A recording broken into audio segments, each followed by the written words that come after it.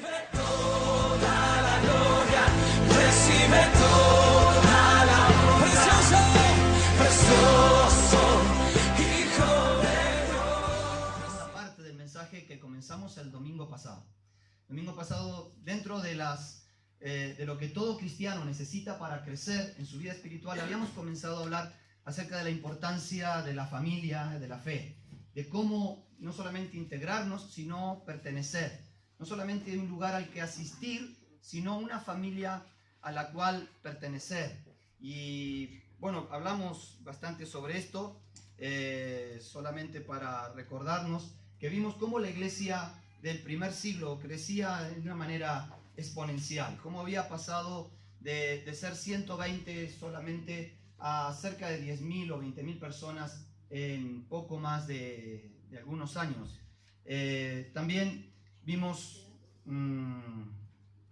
que cómo hacía la iglesia para contenerse, para encontrarse. Bueno, que había dos formas de reunión. Un grupo grande que se reunía en los templos, o en el templo, en los patios del templo, pero principalmente la iglesia se encontraba en las casas. Era allí en donde la iglesia ejercía realmente todo el ministerio y la tarea de la iglesia.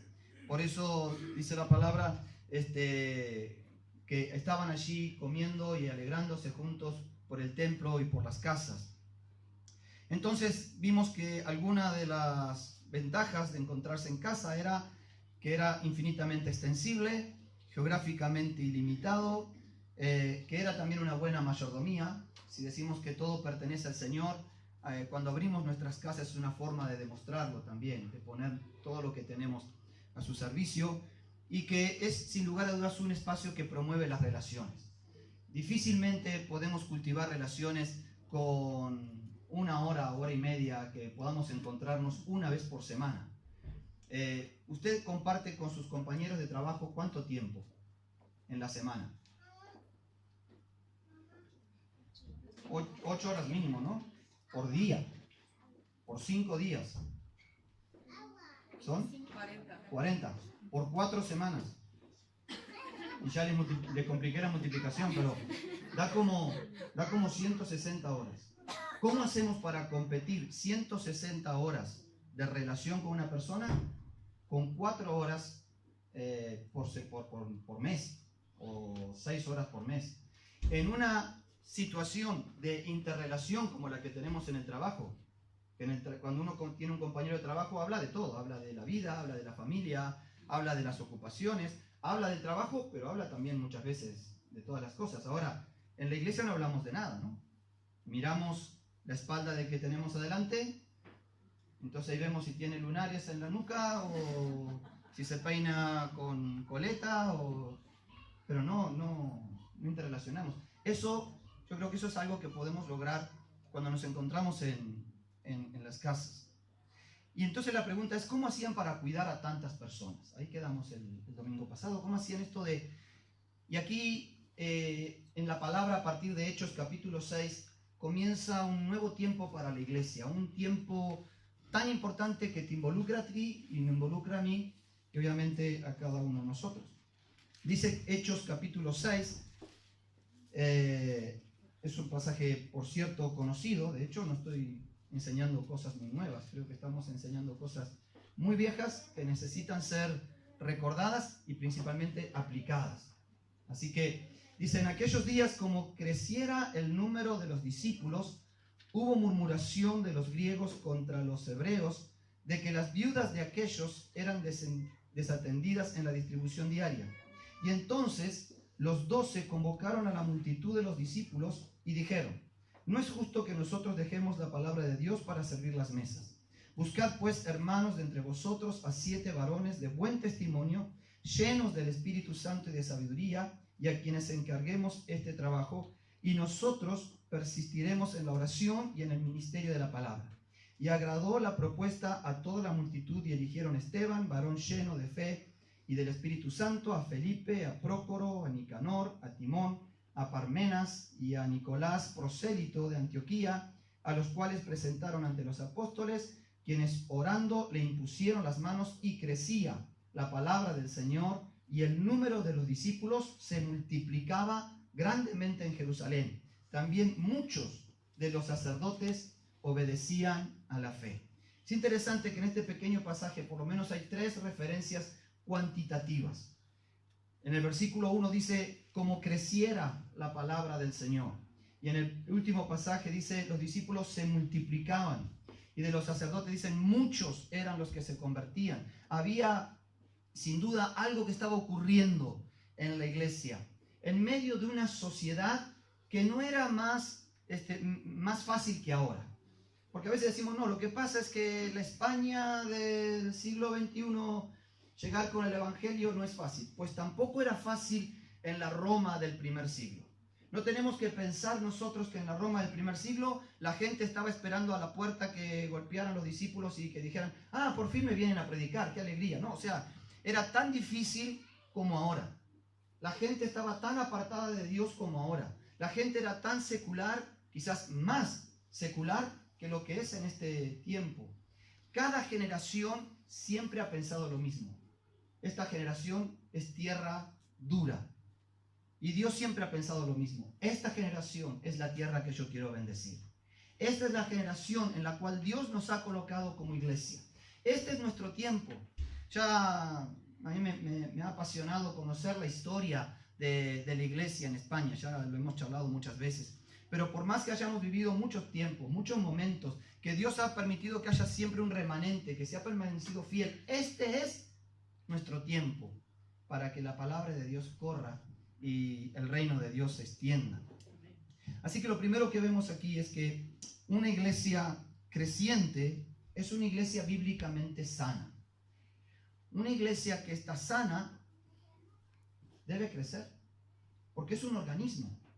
Y todo organismo que está sano tiende a crecer, tiende a desarrollarse.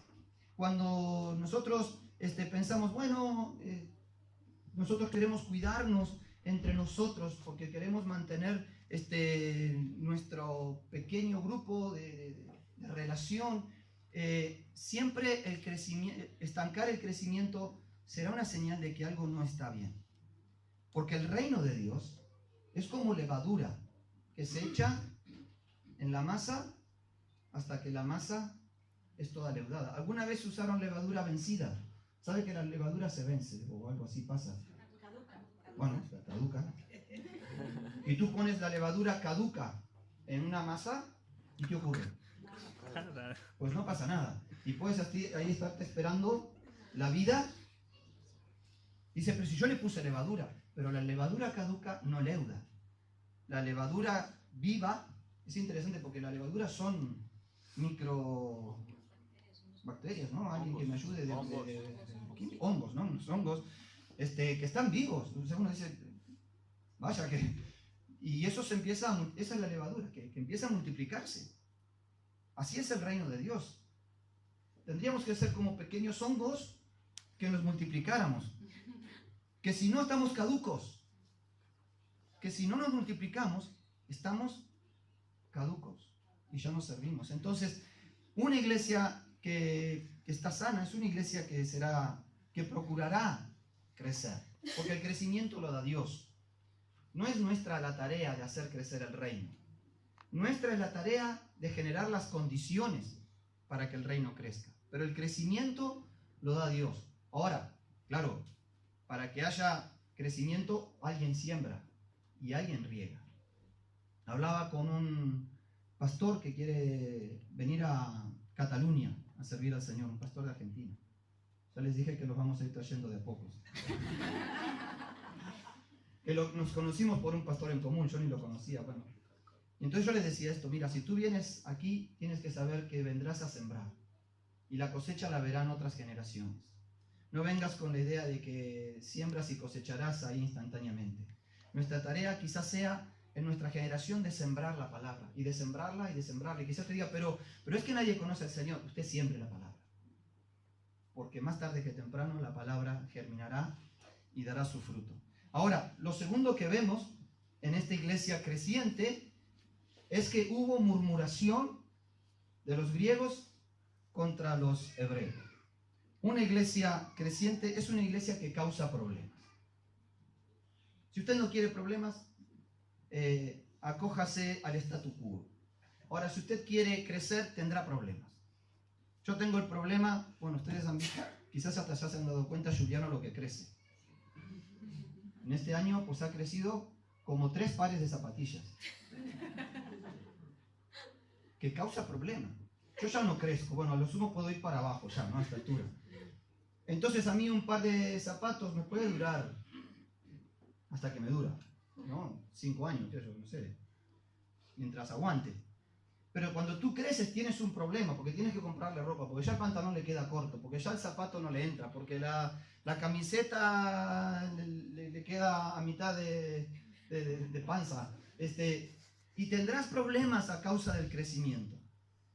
Una iglesia que crece tendrá problemas, porque vendrá gente de otras culturas, vendrá gente de otras formas, con otras historias, vendrá gente del mundo. ¿Ah? Vendrá gente que peca. No, claro, porque nosotros, pues una iglesia que crece será una iglesia que tendrá que afrontar nuevos problemas. Y aquí ya había problemas entre los judíos de habla hebrea y los judíos de habla griega. Ni te cuento cuando se metieron los gentiles. Ahí ya, ¿para qué hablar? Y el otro día decíamos, si Dios nos ha dado a nosotros una congregación multiétnica, Dios nos ha dado la posibilidad de tener una congregación que tiene mucha gente aquí de España, porque es una iglesia que está en España, lindo sería que no tuviéramos españoles, ¿no? Pero que también tenemos la posibilidad de tener personas de tantos y de diferentes culturas. Y así es el reino de Dios. En el reino de Dios es donde se rompen todas las barreras. En el reino de Dios ya no hay judío ni griego. En el reino de Dios ya no hay esclavos ni libres. Ya no hay ricos ni pobres. Ya no hay ignorantes ni sabios. En el reino de Dios ya no hay mujeres ni varones. En el reino de Dios estamos unidos por la unidad que Dios hace en nosotros. Pero claro, una iglesia que crece genera sus problemas. Benditos problemas del crecimiento.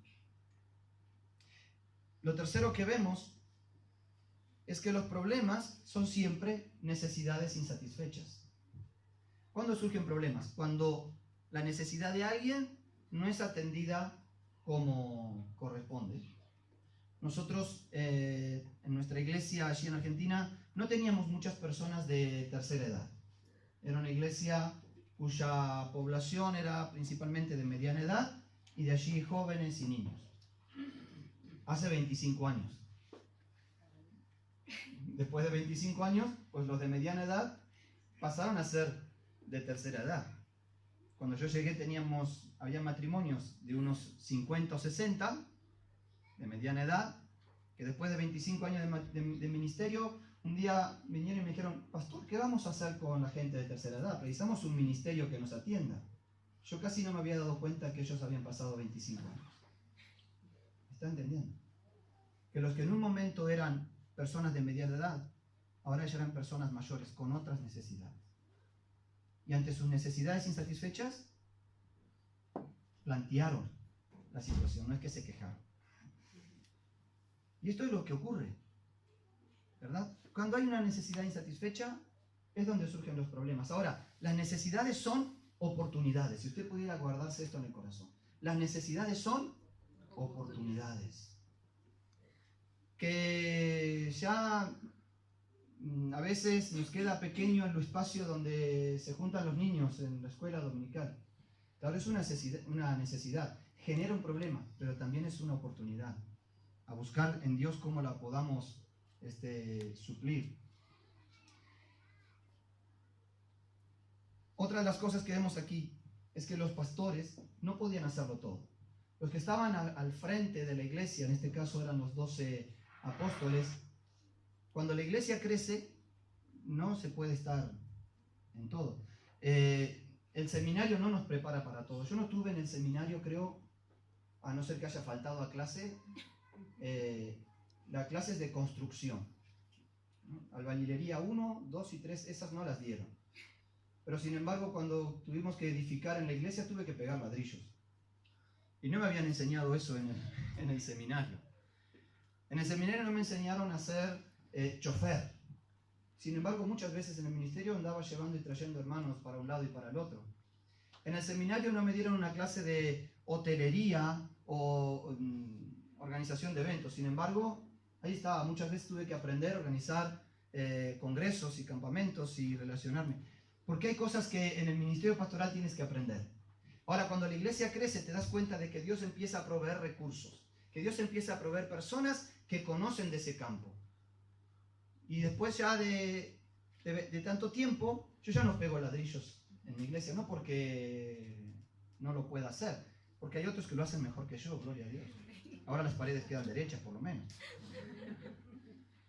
Pero cuando una iglesia crece, no solamente nos damos cuenta de que una persona no puede estar a cargo de todo, sino que Dios empieza a potenciar y a usar los recursos de los demás. Mientras una iglesia es pequeña, tú te puedes sentar y esperar que 2 o 3 hagan todo. Ahora, cuando la iglesia crece, te tendrás que arremangar. Arremangar, ¿está bien? Está bien. Te tendrás que arremangar, tendrás que sacar del baúl tus dones y tus talentos, tendrás que poner tus manos en el arado y empezar a arar, porque la necesidad nos llevará a que todos podamos ejercer nuestros dones y ministerios. Y entonces nos encontramos con esto tercero, los ministerios. En este caso eran los diáconos, pero en este caso porque era puntual, porque el problema era el repartimiento de alimentos.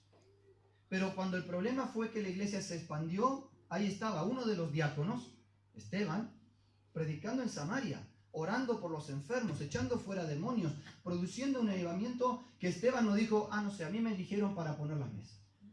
Así que yo hasta el próximo aniversario de la iglesia, hasta los próximos cumpleaños, no cuenten conmigo. Lo mío es poner las mesas. No, Esteban cuando tuvo que salir a predicar, ¿qué hizo?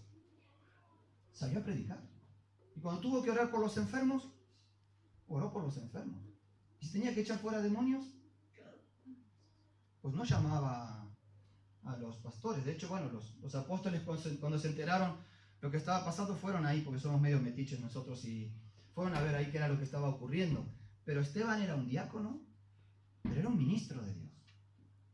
Ministro no es un título que hoy es un título que se ha sobrevalorado. Ministro es el que sirve. ¿Tienes a tu lado a alguien que sirve en esta congregación? Que sirve en algo. Que sirve aunque en una pequeña cosa. Pues si esa persona que tienes a tu lado sirve a Dios en algo, tú le puedes decir ministro. Porque eso no es un cargo, no es una función, no es un lugar de autoridad, es un lugar de servicio. Mientras más el Señor te llame a ministrar, más tendremos que aprender a servir.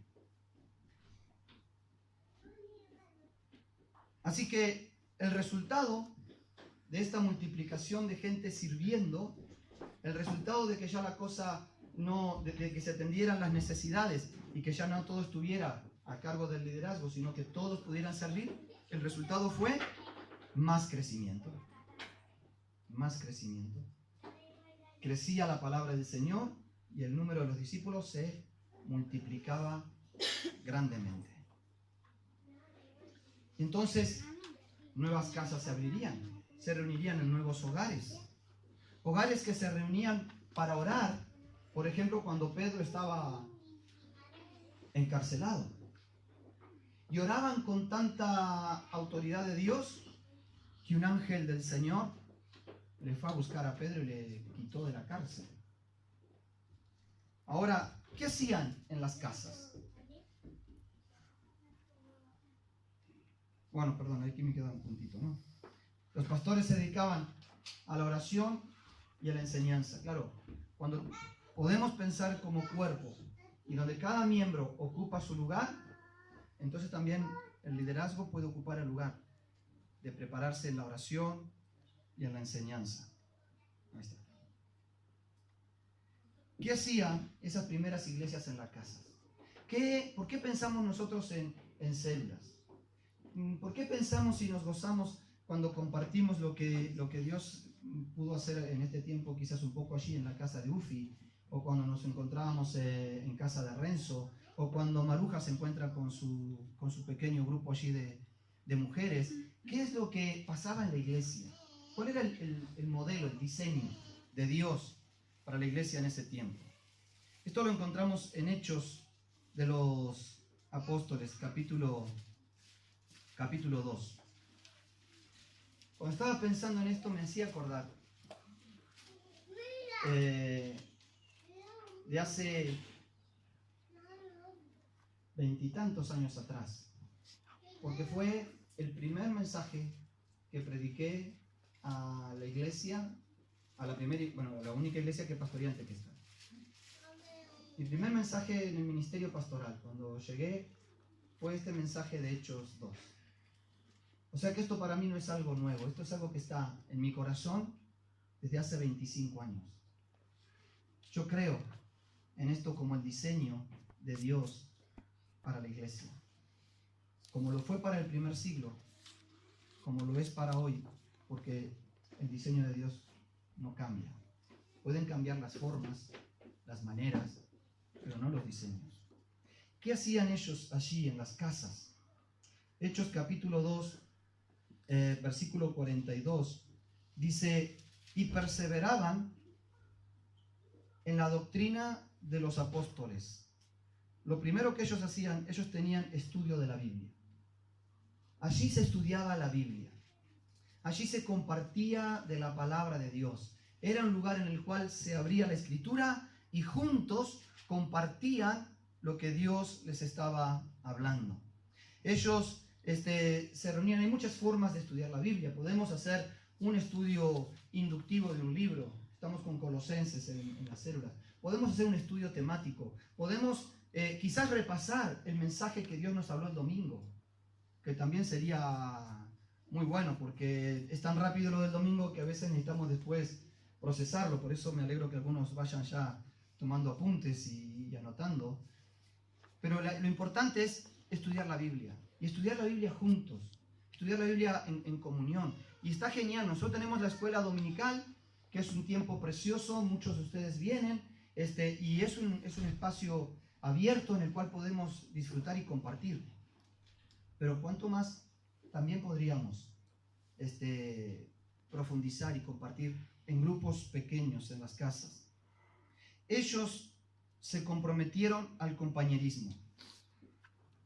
Sigue diciendo el texto, en el partimiento del pan y en las oraciones.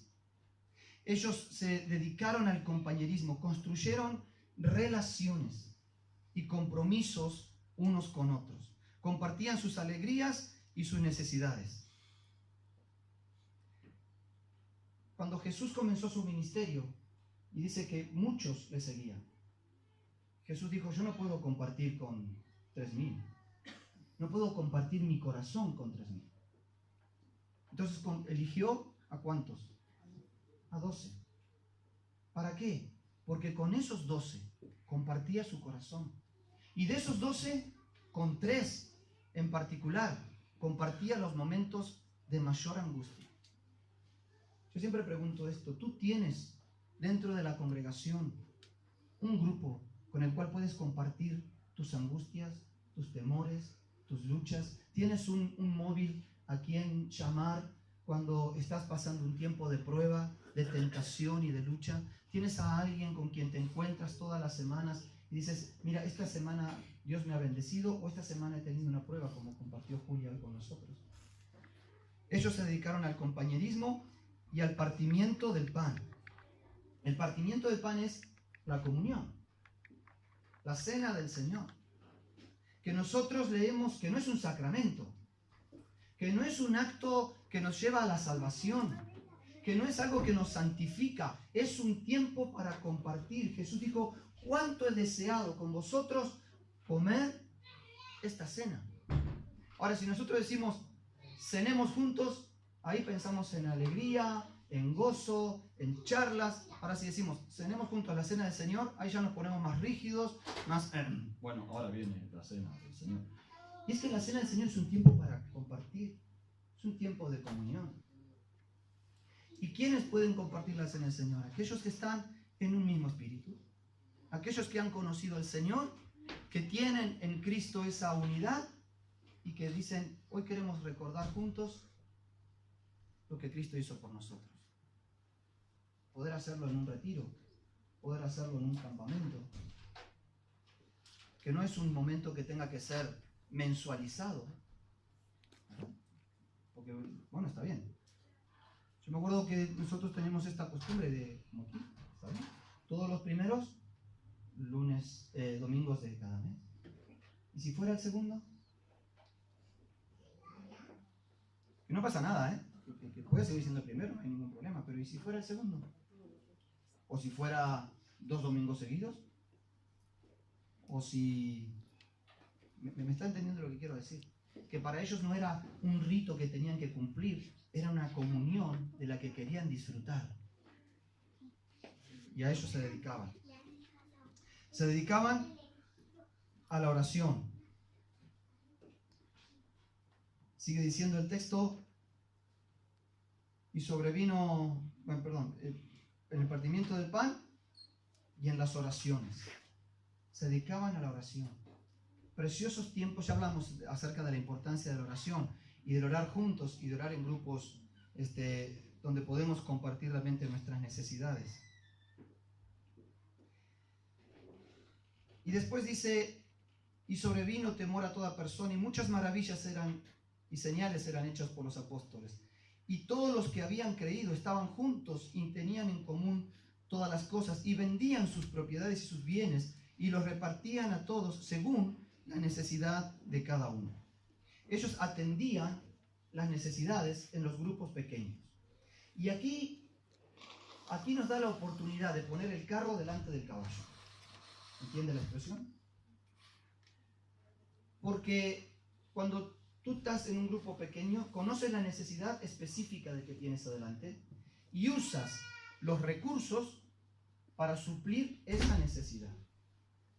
Las iglesias, nosotros también, muchas veces lo que hacemos es, tenemos recursos para suplir las necesidades, pero que tengan que ver con los recursos que tenemos. Está muy bien, tenemos aquí un ropero. Está genial. Pero ¿y si la gente no necesita ropa? Pues ¿qué haremos con el ropero? ¿Para qué queremos un ropero si la gente no necesita ropa? Bueno, la gente a veces necesita. Pasa en el puente, viene alguien y nos dice, necesito un calzado 45. Ah, no, tengo 42. O te cortas los dedos o... Pero es que ese es el problema que nos encontramos a veces en el puente. Tenemos recursos que no coinciden con la necesidad. Y a veces hasta invertimos en recursos que no coinciden con la necesidad. Creo que tendríamos que hacer un cambio y decir cuáles son las necesidades e invirtamos en esos recursos. Entonces supliremos la necesidad puntual, porque esto era lo que hacía la iglesia. La iglesia no tuvo un ropero, no estoy en contra del ropero, me encanta. Y apoyo al ministerio del ropero. Es solo un ejemplo. Pero la iglesia del primer siglo no tenía un ropero. Decía, ¿qué te hace falta a ti? Bueno, pues a mí me hace falta un calzado 45. Pues iban y le conseguían un 45. A mí me hace falta comida. Pues iban y le conseguían comida. Buscaban primero la necesidad y después la forma de poder suplirla. Y eso se puede hacer en un grupo pequeño. En la célula esto nos pasa permanentemente. Donde la persona manifiesta su necesidad y ahí salen las hermanas a buscar cómo suplir esa necesidad. Y dice también que partiendo el pan por las casas, comían juntos con alegría y sencillez de corazón. Ellos disfrutaban de eventos sociales. En un grupo pequeño disfrutas de eventos sociales. Esta noche estuvimos disfrutando un evento social, el cumpleaños de una hermana, y allí estuvimos. En un momento sacó la guitarra, estábamos cantando, había 2 o 3 o 4 personas amigas de ellas nuevas que no conocían al Señor, y en el mismo evento social, en el mismo cumpleaños, disfrutamos, nos reímos, compartimos, comimos y hasta pudimos hablar del Evangelio. Hace unos viernes atrás, un grupo de varones se juntó para jugar al fútbol, invitaron a alguien, un joven nuevo, y ahí se le pudo hablar del Evangelio. Disfrutar de eventos sociales. Disfrutar de un sábado levantando cometas. Pues fuimos un sábado, levantamos cometas y había 2 personas que no conocían al Señor, que se acercaron allí a levantar las cometas con las cuales pudimos hablar y compartir. La iglesia disfrutaba de eventos sociales.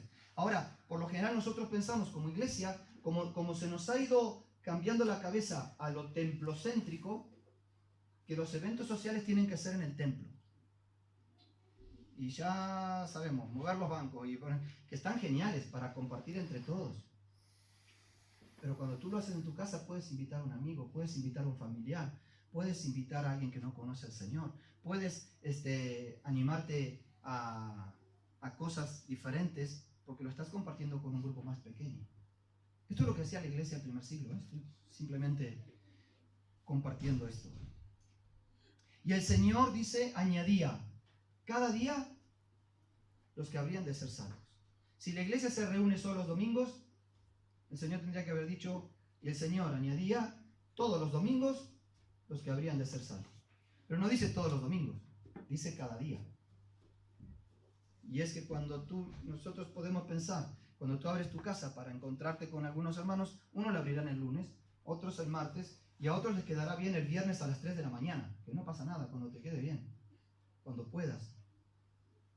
Pero será una oportunidad de que cada día Dios añada los que han de ser salvos.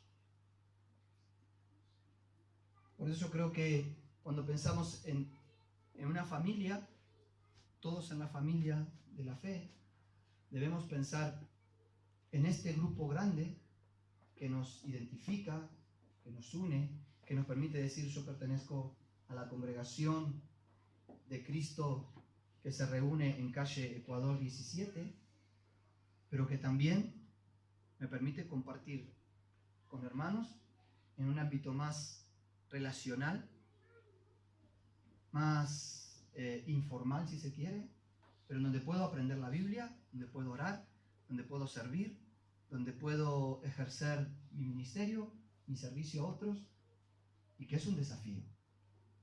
Es un desafío para que en esta nueva etapa podamos animarnos. Tienes 3 opciones hoy.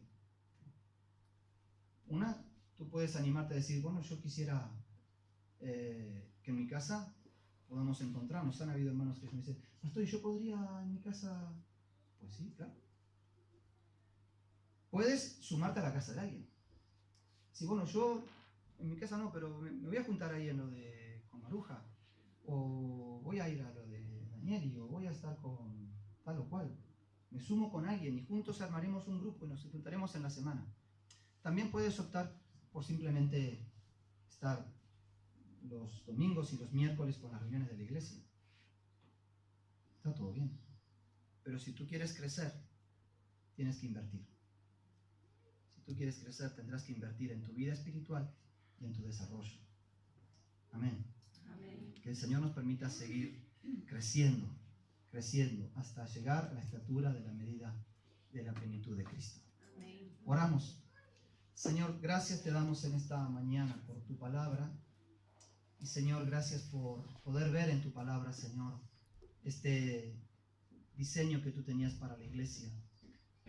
Señor, a veces nosotros nos hemos centrado tanto en un edificio, en un lugar, e inclusive en un día, que perdemos el privilegio y el gozo y la oportunidad de poder encontrarnos en otros momentos, de crecer en la comunión de unos con otros, en el partimiento del pan, en las oraciones, en tu palabra, en el servicio a los demás. Señor, que podamos abrir nuevas oportunidades para que podamos relacionarnos con mayor intensidad, para que podamos llegar a personas que no te conocen, para que podamos tener favor con todo el pueblo como lo hacía tu iglesia, y que tú, Señor, seas el que añada a tu pueblo cada día los que han de ser salvos. Amén. Señor, ayúdanos en esto y danos de tu gracia y de tu presencia. En el nombre de Jesús. Amén. Amén. Quiero levantar a ti mis manos. Maravilloso Jesús, milagroso Señor. llena este lugar de tu presencia. Haz descender tu poder a los que estamos aquí. Creo en ti,